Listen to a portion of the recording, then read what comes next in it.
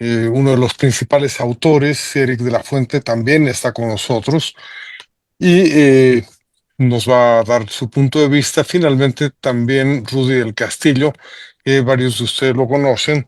Representa a ESA Ratings, calificadora de riesgo, y por tanto es también un profundo conocedor de la temática de riesgo país y sobre todo de la relación que tienen las inversiones con las percepciones y las realidades que enfrentan para llevar adelante sus riesgos y administrarlos.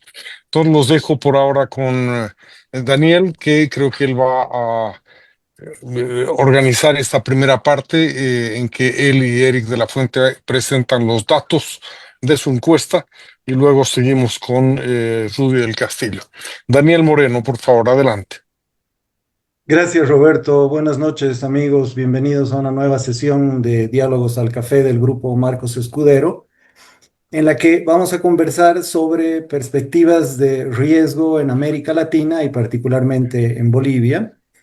La base del trabajo La base del trabajo es un estudio comparativo internacional desarrollado desde el Adam Smith Center en la Universidad Internacional de la Florida, que ha sido coordinado por Eric de la Fuente y Eduardo Gamarra, y que tiene como uno de sus elementos una encuesta Delphi, pero que además tiene información cualitativa.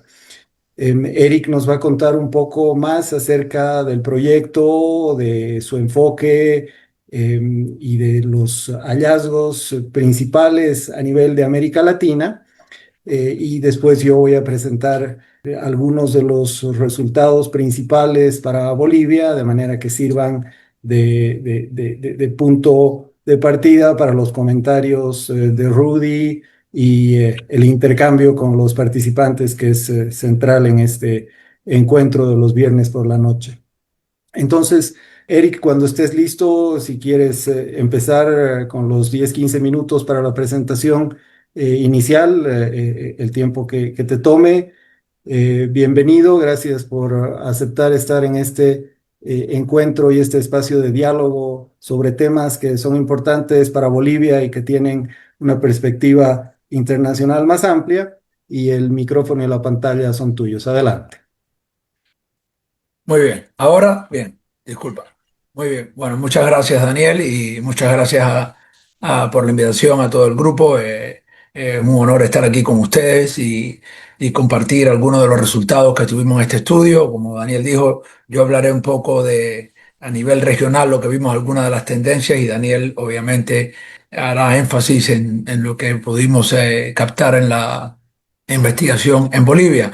Y brevemente sobre el proyecto, realmente esto es un proyecto de la Universidad Internacional de la Florida en Miami y específicamente del centro del Adam Smith Center for Economic Freedom, que lideramos el profesor Eduardo Gamarra y yo.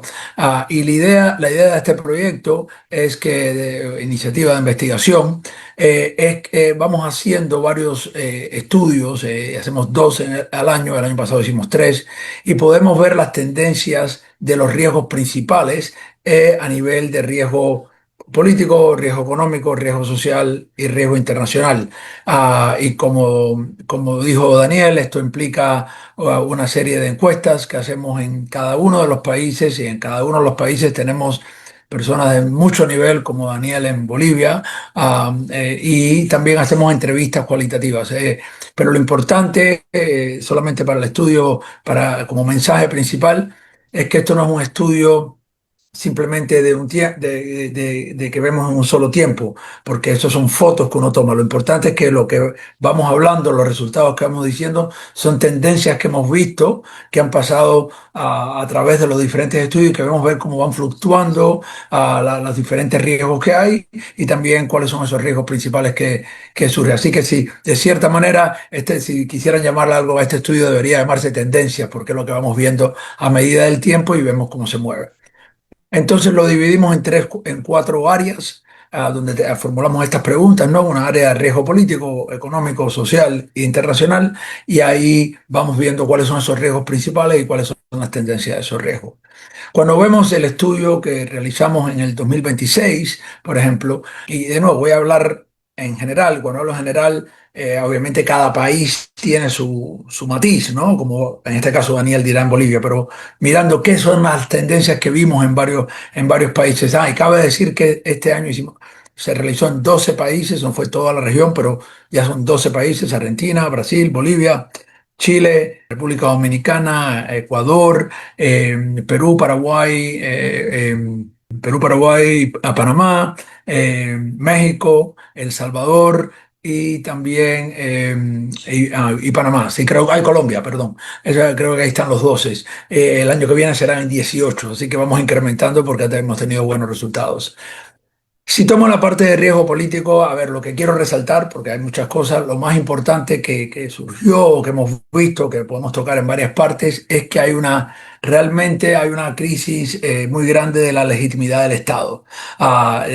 Tenemos, dentro del estudio, hemos desarrollado un medidor de confianza, donde tenemos una serie de preguntas sobre confianza, confianza en políticos, confianza en las instituciones de un país, confianza en los partidos políticos. De hecho, confianza en diferentes formas de la parte de instituciones políticas. Y lo que hemos visto a través de estos estudios es que no solo que hay poca confianza, que estamos en niveles históricos de baja confianza. Y ya esto no es una cuestión de desilusión, esto no es una cuestión de que no tenemos confianza bajado, sino que estamos realmente en un problema de legitimidad del Estado, donde la confianza en los sistemas democráticos es muy fina, ya es muy baja. Y esto representa una crisis realmente de legitimidad, donde expertos nos dicen en cada país que, si bien, y ahora podemos hablar que implica esto vis a vis las elecciones y el tema de democracia, pero hay poca confianza en estas instituciones, en sistemas democráticos. Y eso es muy riesgoso para un país, no solo políticamente, pero es riesgoso para implementar reformas que hagan falta económicamente para activar la economía, porque las reformas vienen algunas veces con dolor, y si no hay legitimidad del Estado es importante. Y también vamos a ver que es común en el estudio, que no solo se mezcla esta parte política con económica, pero cuando hablemos de crimen organizado o crimen, también eso merma la legitimidad. Pero lo más importante es que el Estado en gran parte enfrenta esta crisis de legitimidad, porque por la sensación de muchas veces de la realidad, que no puede proveer cosas básicas: seguridad, que es lo que debe mínimamente proveer un Estado, ¿no? Puede ser trabajo, temas de justicia, etcétera. ¿Y qué quiere decir esto también a nivel, especialmente, y es creo relevante en un país como Bolivia, que acaba de tener elecciones? Es que si bien esta crisis es enorme en la parte de sistemas democráticos, en general, en Latinoamérica, en los países que hemos estudiado, las personas todavía creen en el concepto de democracia, ¿bien? Quieren elegir a sus líderes, y de hecho consideran que generalmente las elecciones son libres, y inclusive en países donde el riesgo es muy alto. Se llevaron elecciones este año en varios países: en Bolivia, en Ecuador, en Chile. De hecho, hubo elecciones importantes legislativas en Argentina, y los resultados se llevó relativamente, en los países que estudiamos, relativamente bien, y fueron aceptados, y la gente le gusta elegir que los líderes.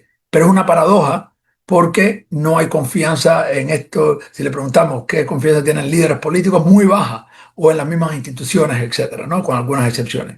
¿Qué quiere decir esto? Yo le digo que que de ahora en adelante, o en gran parte, el periodo de la luna de miel, ¿no? La luna de miel, cuando uno gana, es mucho más corto. Es mucho más corto y es mucho más fino, porque si bien quieren elegirlo, hace falta resultados. Y antes se decía, bueno, gané con mayoría, tengo un mandato y hay una serie de tiempo para implementar un programa económico que demora.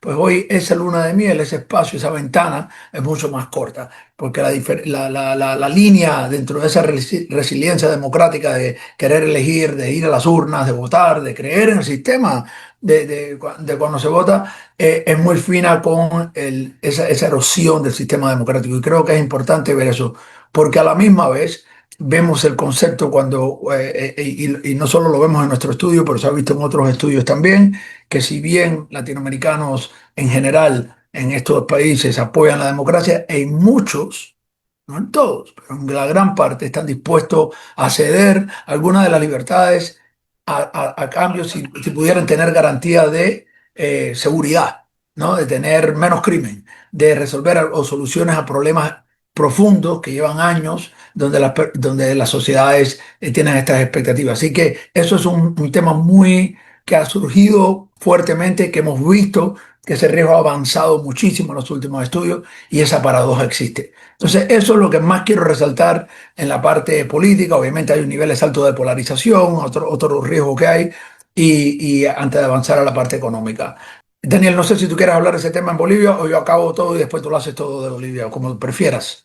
No, Eh, creo que mejor acabas tú toda esta Bien, primera perfecto. parte, yo aterrizo después en el... Y tú aterrizas después la parte boliviana. Sí, creo que rápidamente en la parte económica surgen como principales riesgos el tema de la inflación, porque obviamente, aunque números a lo mejor parezcan algunas veces que la inflación ha mejorado, etcétera, todavía, por ejemplo, el costo, inclusive en países como Argentina, que dicen, bueno, la inflación ha bajado muchísimo, ¿no? Por ejemplo, pero el costo de productos básicos, de comida, se mantiene alto. Y creo, y eso también lo vimos en Bolivia, ¿no? Entramos, pero en muchos de los países el tema todavía del costo del día a día, de la recuperación del COVID nunca llegó a muchas partes de América Latina todavía, ¿no? Eso sigue siendo un problema y un problema importante, ¿no? A nivel de la parte económica. Y está ahí también la parte del desempleo, especialmente el desempleo de la juventud. Porque inclusive en algunos países, cuando ve la data del Banco Mundial o alguna data que dice, bueno, el desempleo en América Latina bajó ligeramente, pero inclusive en esa data, el desempleo juvenil se duplicó y lo vemos en el estudio, ¿no? Que la preocupación por el desempleo, preocupación por el desempleo juvenil, y ahí entra este otro factor que sobresalió en el estudio, que esta parte económica no se puede ver solamente económica, pero sino que tiene una línea directa a lo que son los problemas sociales. Por ejemplo, ahora si vamos a entrar en la parte de crimen organizado, que va a ser, que es el riesgo principal del estudio.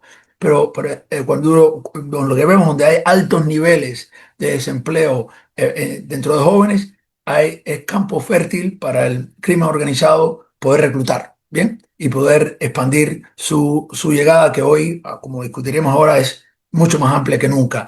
Y también, nada más el último punto que hago en la parte económica con esa conexión a lo social, hay otros, es que en muchos de los países, por ejemplo, que acaban de elegir, Bolivia incluido, la percepción es que los nuevos gobiernos van a ser gobiernos a lo mejor más pro incentivar la economía, más pro negocios, ¿no? Tomar una línea, ha habido un giro, tanto en Bolivia, Ecuador, en Chile, la victoria legislativa de Milei en Argentina, que fueron esas elecciones. Muy bien.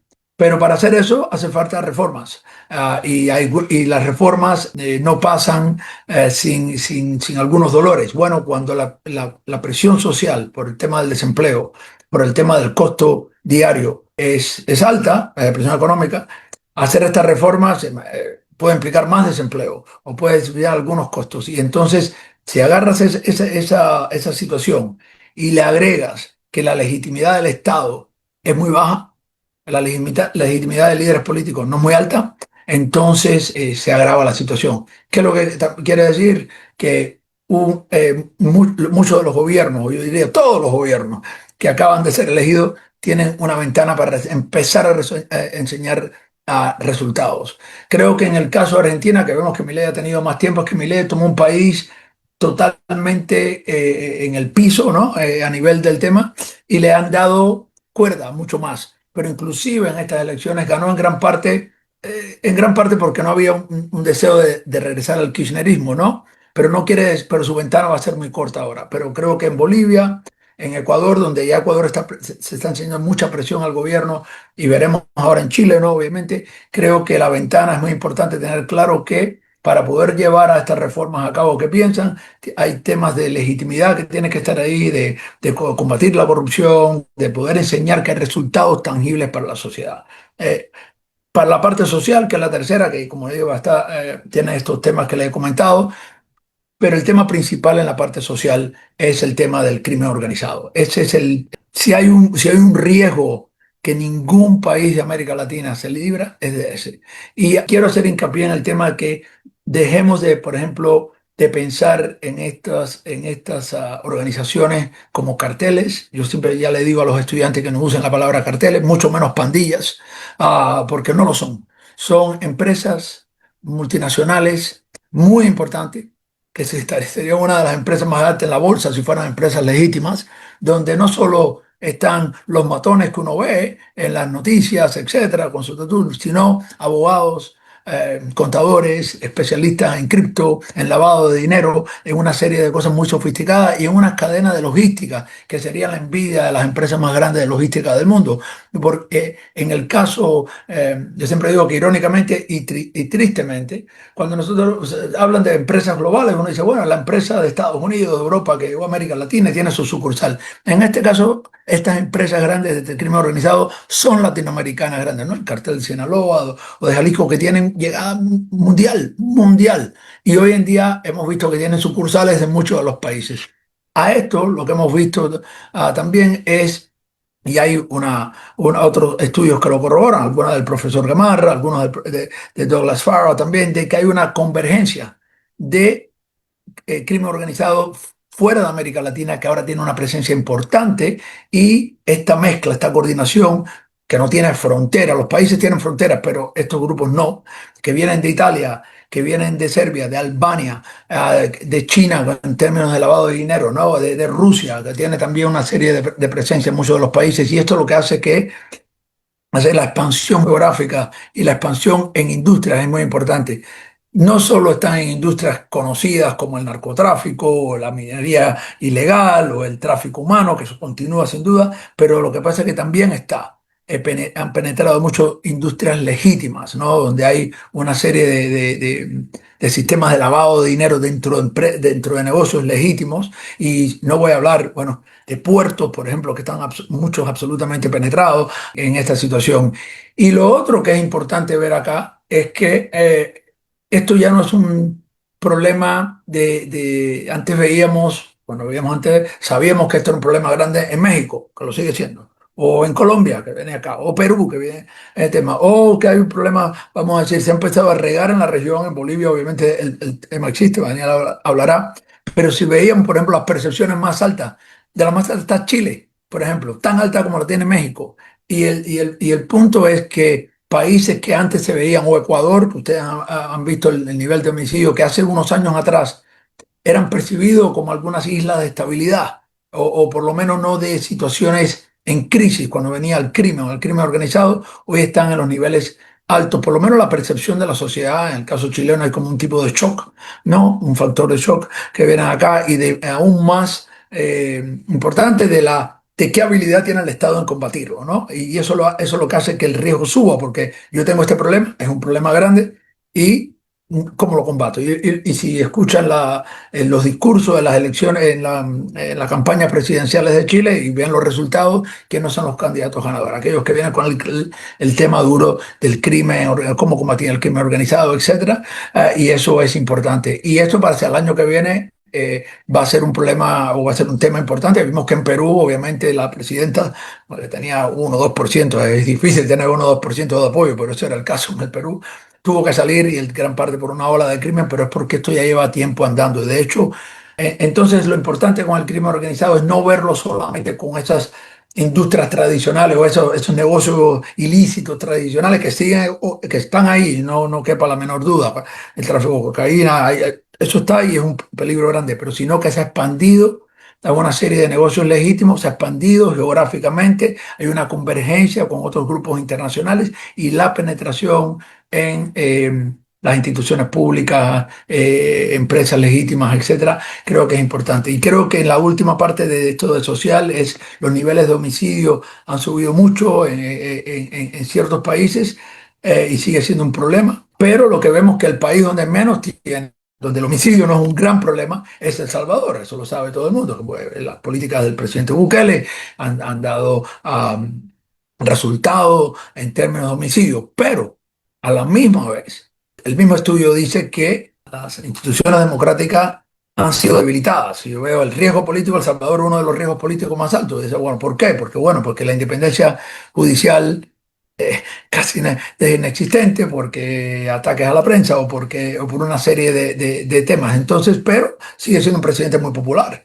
Y no solo es popular en El Salvador. Nosotros no estudiamos Honduras en este estudio, lo vamos a hacer en el que viene, pero ustedes seguro han visto que las elecciones están muy cerca, 40, 39, ¿cómo está? Si Bukele hubiera sido el candidato en Honduras, hubiera ganado por mucho, a los tres que estaban ahí. Entonces la pregunta es, ¿se puede combatir el tema principal de América Latina, crimen organizado y el crimen de homicidios, etcétera, que es al final como ser humano lo primero que pensamos es la seguridad de mi familia, la seguridad ¿no? de mis hijos, que ver, ¿se puede combatir esto? Sin duda en El Salvador ha mejorado la situación de crimen, ¿no? Sin doblar las normas democráticas? Esa es una pregunta que tenemos acá, especialmente con un Estado en general en muchos países con una legitimidad muy baja y con falta de confianza. Lo último ya para el estudio, para darle la palabra a Daniel, bueno, los últimos dos puntos es a nivel internacional, que fue el nivel de riesgo más bajo comparado a los otros grupos, social, donde estaba el crimen organizado más alto, dos políticos, tres económicos, el internacional es más bajo, pero ha sido el más alto que hemos tenido en los 5 estudios que hemos hecho, pero sigue siendo el más bajo de los grupos. De ahí lo que voy a destacar, que el riesgo principal es, vamos a decir que el conflicto o la rivalidad entre Estados Unidos y China, en general, porque por una razón que creo que en este grupo se conoce bien, pero ha hecho mucho más hincapié, que es por muchos años, obviamente, donde Estados Unidos no había mirado a América Latina con prioridad. Y la presencia de China en la región, todos sabemos acá, no voy a entrar en detalle, es profunda, y no solo es profunda con gobiernos de izquierda, sino de izquierda, derecha, centro, no importa, ¿no? Por ejemplo, Chile tiene, creo que estaba mirando, 45% de sus exportaciones a Chile. Argentina, por mucho que hayamos visto con la administración de Trump y Milei en estas negociaciones, tiene muchísima presencia china y no podrá deshacerte ni tendrá la opción de tenerlo porque la inversión china es alta, porque el crédito es alto. No, eso es importante. Y entonces, y con la llegada de la administración de Trump y el énfasis que le ha dado a América Latina, ¿no? Tomando una posición bastante, vamos a decir, agresiva o una posición de el retorno a la doctrina de Monroe. Y antes decía, ¿por qué dicen eso? Bueno, porque lo dijo el gobierno, que es la doctrina de Trump. Lo acaban de sacar el nuevo documento de estrategia donde, bueno, América Latina es la prioridad y es el hemisferio donde vamos a reejercer el poder y tomar para contrarrestar China, abiertamente se dice, ¿no? Y China sin duda no va a dar marcha atrás, así nomás. Entonces, encontremos que países de América Latina se encuentran en el medio. Estados Unidos es un mercado importantísimo para América Latina, para muchos países de América Latina. Muchos tienen tratados de libre comercio, hay históricos lazos entre ambos lados, hay una serie de cosas que puede hacer, pero China en los últimos 20 años también ha penetrado mucho y especialmente en áreas de tecnología, inversiones en infraestructura, en muchas de las cosas que sabe, y ese tipo de cosas eleva el riesgo porque estás como en el medio de los dos grandes y hay que tener mucha diplomacia fina y algunas veces hasta eso no funciona, de que si le hago algo favoreciendo a uno puedo dañar al otro. Y también hay como una nueva realineación o por lo menos un esfuerzo de realinear algunas de las líneas logísticas y de oportunidades de negocio y los países se están posicionando más allá de tratar, perdón, principalmente tratando de desarrollar mejores relaciones, porque hemos visto, por ejemplo, la administración acaba de firmar algunos acuerdos económicos con ciertos países individuales. Ya está día de acuerdos regionales que había antes, no está, sino uno a uno y mucho tiene que ver en la relación política que sí existe. Por eso antes le decían nearshoring, ¿no? Traer negocios más cerca, ahora es como un poco friendshoring, si eres amigo, hay acá. Dicho eso, los factores domésticos son más importantes, tener infraestructura, tener un Estado de Derecho para atraer estas inversiones, controlar el crimen. El último tema es que al final del estudio hicimos una pregunta a cada uno de los participantes, ya cuando vimos todos los riesgos, es si usted invertiría en su país, ¿no? Y lo que vimos en general, ya Daniel hablará de Bolivia, lo que vimos en general es que los países que tuvieron elecciones mejoraron mucho del primer estudio al segundo estudio, donde hay más optimismo en términos de que se invertiría o no. En el segundo estudio había más optimismo de invertir porque piensan que los gobiernos van a estimular más la inversión, va a ser más amistoso la inversión. Sí, igual los países donde más optimismo hay bueno, en Argentina, sin duda, y esto fue antes de la elección de Milei, había esa mirada, inclusive cuando había duda que Milei le iba a ir bien, y así fue. Lo es en Paraguay, lo es en el Perú, que es interesante, sin entrar, podemos hablar en la conversión. Yo creo que Perú tiene una confianza en las entrevistas me hacía un poquito extrema, de que, bueno, no importa lo que pase políticamente, seguiremos adelante, pero muchas personas off the record ya están diciendo aquí hay un problema, 8 presidentes en 10 años, por mucho que el Banco Central haya hecho bien, es peligroso, pero igual hay confianza, ¿no? Y la República Dominicana, que ha sido como de los más estables por estabilidad política, etcétera. Los países que menos inversión tiene una línea directa con un Estado de Derecho que se considera poco independiente o flojo, inclusive en México, que es un mercado importantísimo, fue uno de los países donde había más expertos que decían no inviertan, no recomendaríamos invertir ahora, aunque obviamente es un mercado con muchas oportunidades, porque se siente que el Poder Judicial no es independiente, porque no hay garantías, inclusive para inversiones grandes. Lo mismo pasa en El Salvador, que uno diría, bueno, si hay seguridad, es uno de los temas que hace que no llegue inversiones. En El Salvador la hay, no te van a venir a extorsionar. Sin embargo, la mayoría no estaba muy a favor de invertir, de nuevo, porque a largo plazo había pocas garantías legales. Creo que con esto cierro, después lo haremos más en la conversación, pero esos son algunos de los temas principales que vimos en la mayoría de todos los países. Cada país tiene sus propias hallazgos y resultados, y gracias de nuevo por darme la oportunidad de presentar, y le paso la palabra a Daniel para el énfasis en Bolivia, que es lo de más interés.